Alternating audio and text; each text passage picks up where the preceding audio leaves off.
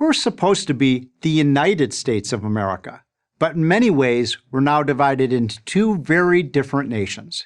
There is red state America and there's blue state America. The red states favor conservative, small government, free market policies, low taxes, light regulation, tough on crime policing, and worker freedom. Think Florida, Texas, Tennessee, Arizona, and Utah. The blue states favor a liberal left big government approach, high taxes, heavy regulations, high minimum wages, and mandatory union membership. Think New York, New Jersey, Connecticut, Massachusetts, Illinois, Oregon, and of course, California. Progressives like to argue that their big government, high tax policies are economically superior and thus better for the poor, minorities, and working class Americans than those of red states. Conservative policies, progressives contend, are culturally backward and tilted to benefit the rich. Let's test this thesis by comparing three of the largest red states, Florida, Texas, and Tennessee, with three of the largest blue states, California, New York, and Illinois. If progressive policies really work, then Americans should be rushing to get into the blue states. But just the opposite is happening. Americans are packing up their U-Hauls and heading to the red states. According to the New York Times in August 2020, so many people wanted to leave New York City that moving companies were turning away business. They just couldn't handle the demand. This exodus may be accelerating, but it's not new.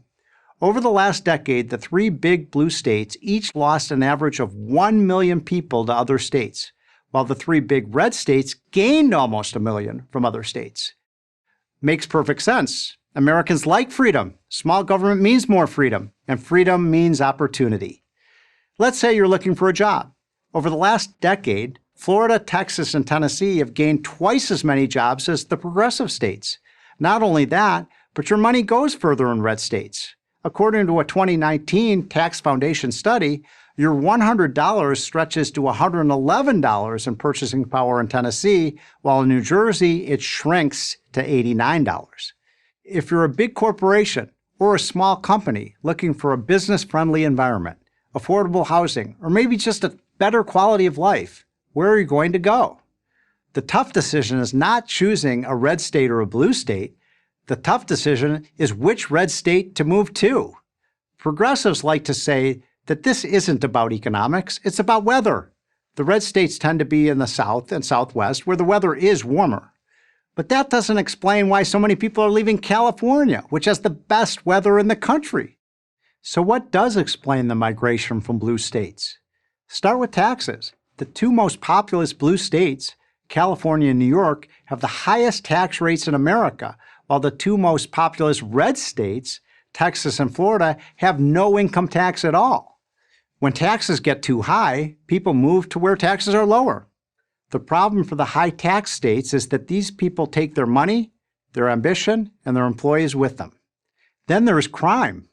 Do blue cities do better than red cities? The answer, of course, is no. Of the 20 cities with the highest murder rates, 18 are run by left-leaning Democrats, and for the most part have been for decades. And these cities aren't getting safer, they're getting more dangerous. A good chunk of Minneapolis was burned to the ground as a result of riots following the death of George Floyd. Portland had over 90 consecutive nights of rioting, not peaceful protests, rioting. Seattle allowed an entire section of the city to declare itself an autonomous zone, a first in American history. Progressive governors, progressive mayors, progressive police chiefs run all of these cities and states. Ask any resident of Los Angeles or San Francisco about the rise in homelessness, and you'll get a litany of horror stories. Both cities, of course, have a long history of progressive mayors. How about keeping us healthy and safe? Surely the progressive states with their strict lockdowns did a better job saving lives from the coronavirus. Nope. Adjusted for population, as a resident of New York, New Jersey, or Illinois, you are 3, 4, or even 5 times more likely to die of the virus than if you lived in a red state like Florida, Texas, Georgia, Utah, or Arizona. Progressives and liberal Democrats may mean well. They certainly talk a lot about how much they care about the poor, minorities, and the working class. Yet somehow it's always the poor, minorities, and the working class who pay the price for their bad policies. That's why those who can move do move. Those who can't get stuck with the short end of the stick. Red state America is prospering. Blue state America is in meltdown. So where do you want to live? I'm Stephen Moore, economist at FreedomWorks for Prager University. Thank you for watching this video. To keep PragerU videos free, please consider making a tax-deductible donation.